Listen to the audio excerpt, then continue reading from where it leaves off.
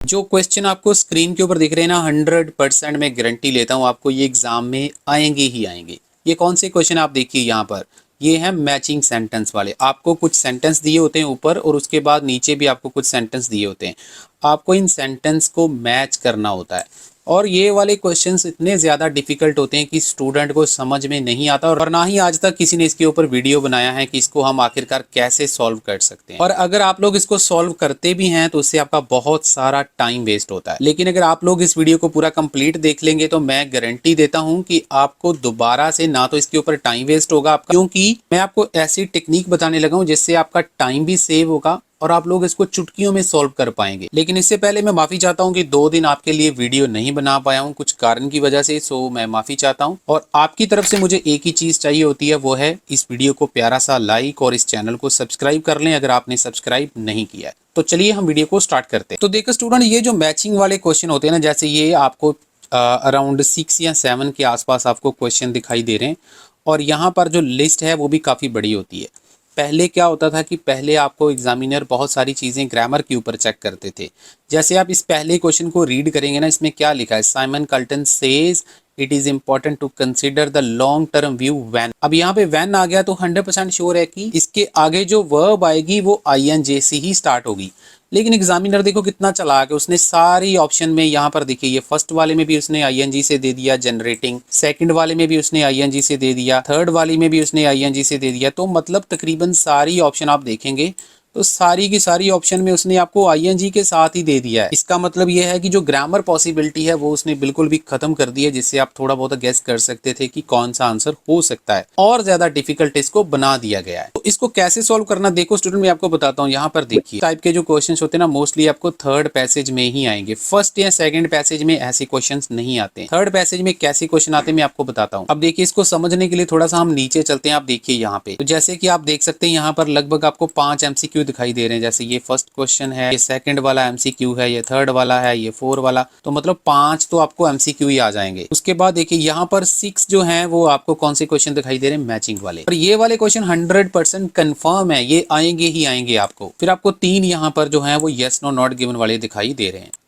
तो मैचिंग वाले question solve करने से पहले स्टूडेंट आपको ये जो क्वेश्चंस MCQ वाले हैं उसको पहले आपको देखना पड़ेगा। सॉल्व नहीं करना है, आपको इसको देखना है कि एग्जामिनर ने कैसे इसको बनाया है। कैसे बनाया मैं आपको बताता हूँ। और स्टूडेंट्स ये जो MCQ वाले क्वेश्चंस होते हैं ये काफ़ी ज़्यादा डिफिकल्ट होते हैं, लेकिन इनकी लोकेशन आपको बहुत जल्दी मिल जाती है। कैसे, जैसे आप 27 नंबर क्वेश्चन को थोड़ा सा देखिए, यहाँ पे उसने साफ साफ लिखा है कि इसको आपको फर्स्ट पैराग्राफ को रीड करना पड़ेगा।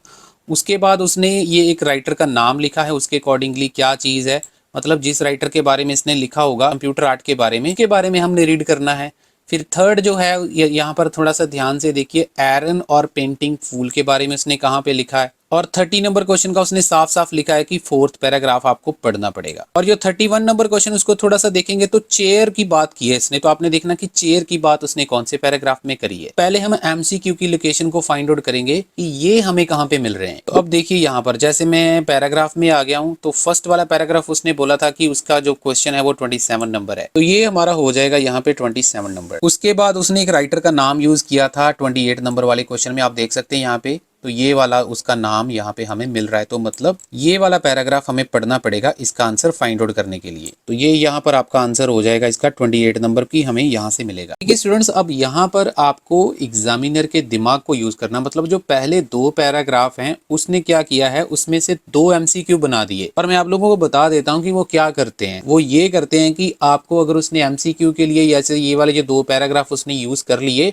तो मतलब वो और किसी क्वेश्चंस के लिए इन 2 पैराग्राफ को यूज नहीं करेगा। उसी प्रकार से यहाँ पर थोड़ा सा नोटिस कीजिए, ये जो थर्ड MCQ है 29 नंबर, इसमें देखिए एरन और पेंटिंग फूल हमने फाइंड आउट करना है। उसके बाद फोर्थ पैराग्राफ रीड आउट करना है और यहाँ पर हमें चेयर और कंप्यूटर आर्ट दिखाई दे रहा है। तो हमने देखना ये हमें कहाँ मिल रहे हैं। तो जैसे ही स्टूडेंट आप इसको थर्ड पैराग्राफ को या फोर्थ पैराग्राफ को स्कैन करेंगे तो आप थोड़ा सा दिमाग यूज करिए। ये देखिए फोर्थ पैराग्राफ में आपको, थर्ड पैराग्राफ में उसने कुछ नहीं यूज किया, फोर्थ पैराग्राफ में आपको साइमन कार्ल्टन भी दिख रहा है, यहाँ पर एरन एंड पेंटिंग फूल भी दिख रहा है। तो मतलब ये वाला पैराग्राफ जो है इसमें उसने थर्ड MCQ बना दिया है। अब जो 30 नंबर MCQ है उसके लिए तो उसने वैसे ही बोला है कि आपको इसको पूरा पढ़ना पड़ेगा कि वो क्या कहना चाहता था साइमन कार्ल्टन। और जो हमारा 31 नंबर MCQ है उसमें उसने चेयर का जिक्र किया है। तो मतलब 30 नंबर के लिए जो फोर्थ पैराग्राफ हमें पूरा पढ़ना पड़ेगा, उसका पॉइंट देखना पड़ेगा कि वो क्या कहता है। और जो हमारा लास्ट एमसीक्यूज में यहाँ पर हमें चेयर जो है वो दिखाई दे रहा है, तो मतलब ये वाला पैराग्राफ हमारे लिए बहुत ज्यादा इंपॉर्टेंट है। इस पैराग्राफ में हमें कम से कम 3 क्वेश्चन मिलेंगे। तो यहाँ पर स्टूडेंट आपने एग्जामिनर के दिमाग को यूज करना है कि हमारे लिए टेक्स्ट कौन सा इंपॉर्टेंट है, हमने कौन सा टेक्स्ट पढ़ना है। तो देखिए ये एक पैराग्राफ आपको 3 आंसर दे सकता है, 3 आंसर। अगर आप पहले वाले 2 नहीं भी पढ़ते हैं या पहले वाला टेक्स्ट नहीं भी पढ़ते हैं, आपको लग रहा है कि आपके एमसीक्यू इतने अच्छे नहीं है, यहाँ पर आप थोड़ा बहुत गेस वर्क भी लगाओगे तो भी आपका 1-2 सही हो सकते हैं। स्टूडेंट्स अगर आपको मेरी बात समझ में आ रही है तो प्लीज इस वीडियो को लाइक जरूर कर देना। हम आगे चलते हैं जो हमारा मेन जिसके लिए मैं ये वीडियो बना रहा हूँ। तो यहाँ पर आपके सामने ये मैचिंग सेंटेंस वाले क्वेश्चन आ जाएंगे,